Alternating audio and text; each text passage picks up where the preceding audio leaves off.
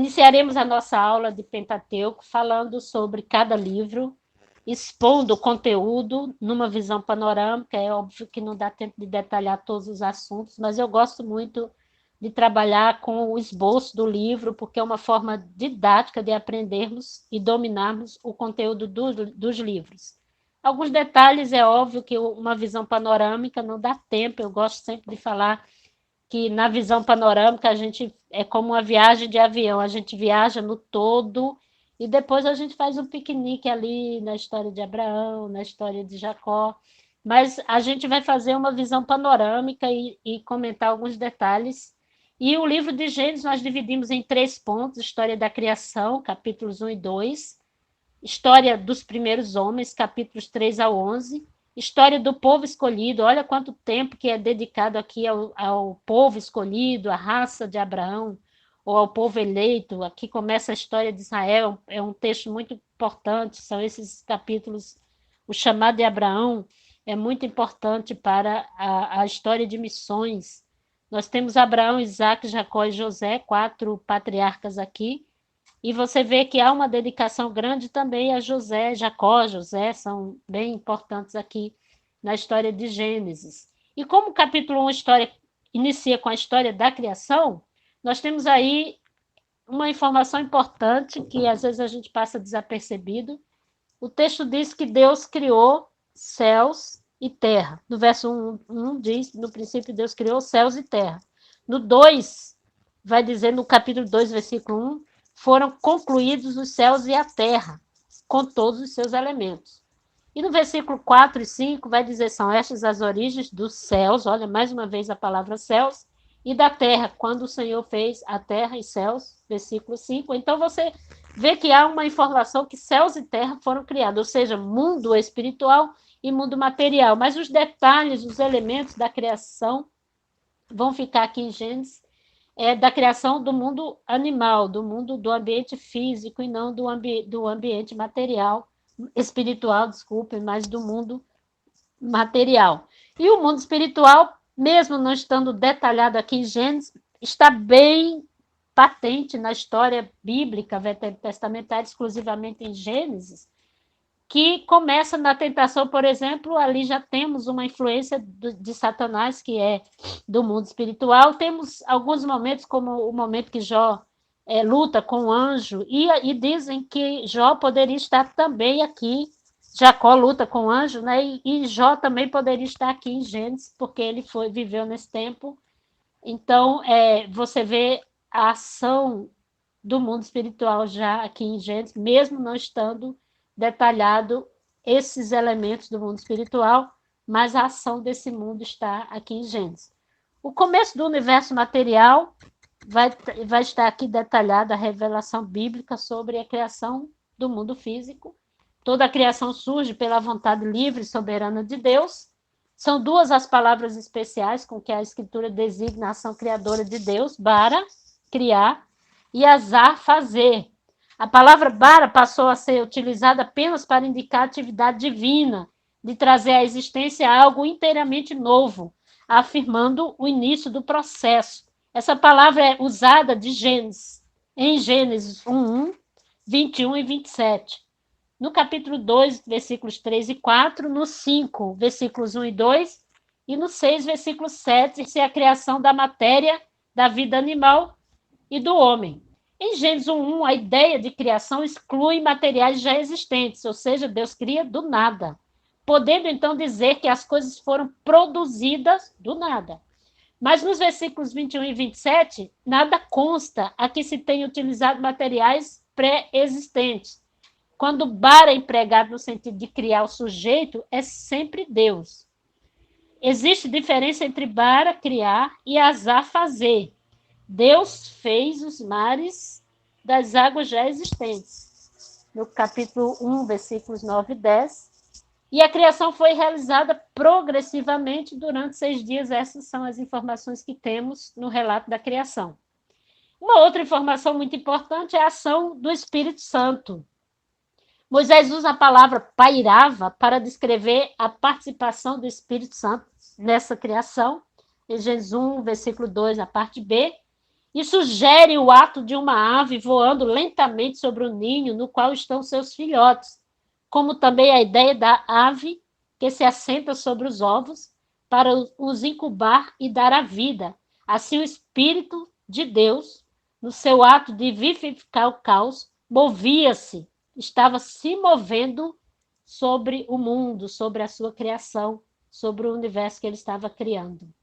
O processo da criação é apresentado com forma e conteúdo. Deus cria nos primeiros 3 dias a forma, e nos últimos 3 dias ele cria o conteúdo, e enfim, ele descansa. No primeiro dia, nós temos a criação de luz e trevas.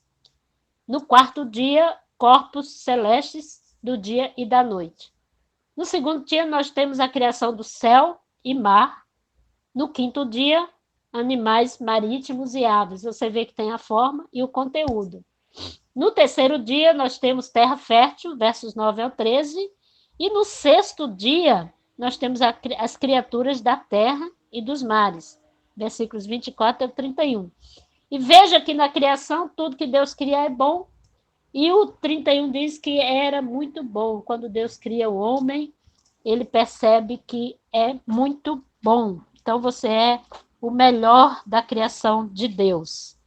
E eu gosto de pensar que para todas as coisas Deus disse haja, produza, mas para o homem ele diz façamos.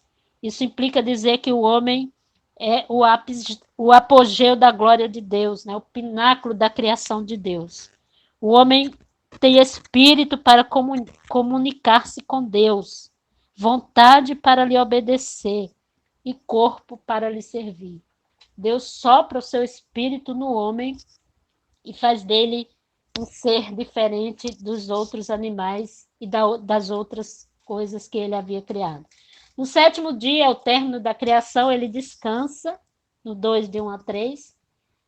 Esse é o repouso da realização cumprida, não da inatividade, pois Deus nutre aquilo que ele criou. Deus não fica, não deixa o homem a mercê, mas ele descansa, dando-nos um exemplo de que nós também podemos descansar após um longo tempo de trabalho.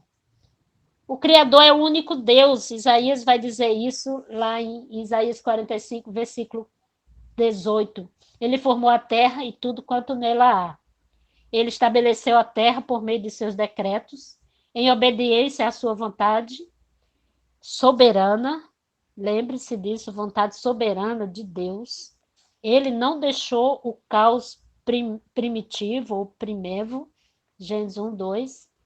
Conforme era, ele instituiu a boa ordem e a harmonia. Criou a terra para que fosse habitada por nós, homens, seres humanos, e por animais também, lógico, mas o homem estaria na direção, administrando as coisas que ele criou. Aos habitantes da terra, ele revelou a sua vontade e salvação. O Deus Criador, portanto, continua a dar assistência ao mundo criado.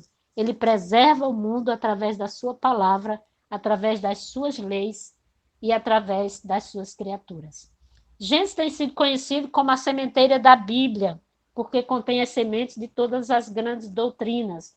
Observe aí o começo do universo material, 1, do 1 ao 25, que nós acabamos de falar, o começo da raça humana, que nós vamos estar comentando, o começo do pecado, também será parte do nosso comentário aqui, começo das revelações das redenções, capítulo 3, 1 ao 7, que também, no início do pecado, Deus já revela o seu plano redentivo através da mulher, o começo da civilização humana, capítulo 9, e o começo das nações do mundo, Gênesis 10, e, por fim, o começo, o início da história hebraica, no chamado de Abraão, que é um ponto muito importante e significativo para nós que conhecemos a palavra de Deus para nós, para a obra missionária. Abraão, nele, Abraão, seria benditas todas as famílias da terra.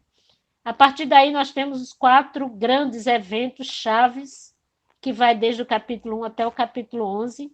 Esses eventos lançam o fundamento sobre o qual toda a Bíblia está construída e centrada. O primeiro deles é a criação, e é essa declaração que Deus é o soberano criador da matéria, energia, espaço e tempo. O homem é o pináculo da criação.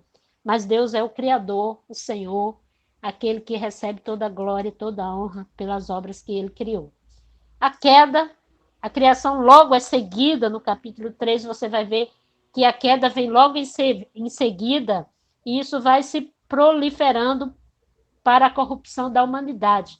No primeiro pecado, o homem é separado de Deus, e no segundo, o homem é separado do homem. Veja lá, Caim e Abel, que acontece, há essa separação. A despeito da devastadora maldição da queda, Deus promete esperança de redenção através da semente da mulher. Gênesis 3,15 vai trazer essa palavra para nós. O dilúvio, que é um dos grandes eventos também, que é a forma punitiva para o pecado da humanidade. O dilúvio, como o homem se multiplica, o pecado também se multiplica, até que Deus se vê compelido a destruir a humanidade, com exceção de Noé e sua família. Então ele encontra um homem justo, uma família justa, e aí nós temos a história que começa nos capítulos a partir do ponto 2 do esboço de Gênesis. E o quarto grande evento é o início das nações. Gênesis ensina a unidade da raça humana. Somos todos filhos de Adão através de Noé, mas em virtude da rebelião da Torre de Babel, Deus fragmenta a única cultura e língua do mundo pós-diluviano e dispersa o povo sobre a face da terra. E aí nós temos 3.2, que é a história dos primeiros homens, que vai do capítulo 3 a 11, e nós temos o começo do pecado no mundo. O drama nos capítulos 3 e 4 de Gênesis revela como os homens tornaram-se pecadores e corromperam a ordem criada mediante a desobediência deliberada. Em consequência da ação deles, o mundo da experiência humana ficou fragmentado, alienado e caótico. O drama insiste que a humanidade, não Deus, é culpado pela corrupção do mundo que Deus criou.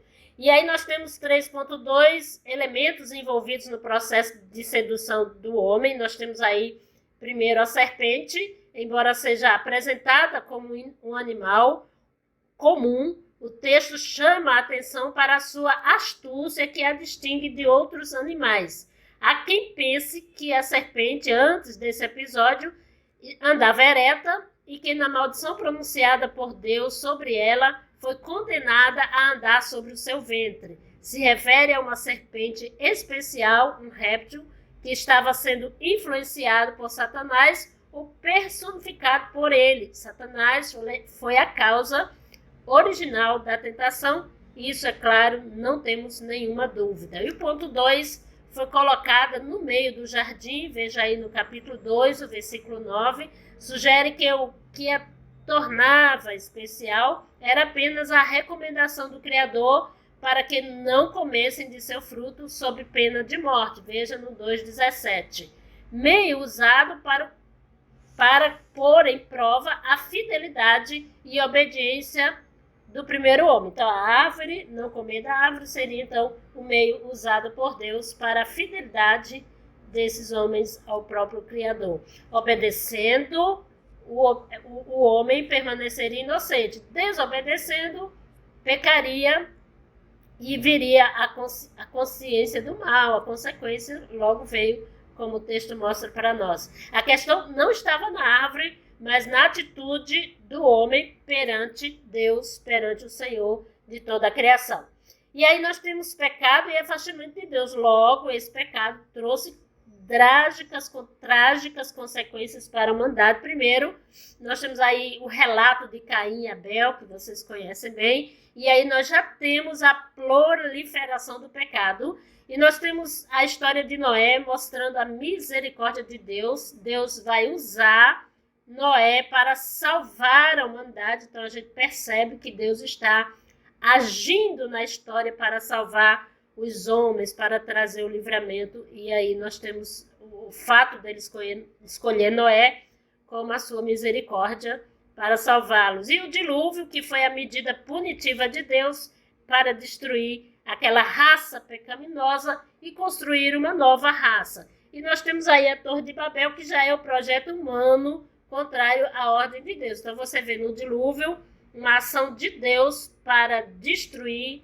aquela raça pecaminosa e construir uma nova raça. E aí a gente vê em Babel o projeto humano contrariando os planos de Deus, motivados por sentimento de exaltação pessoal.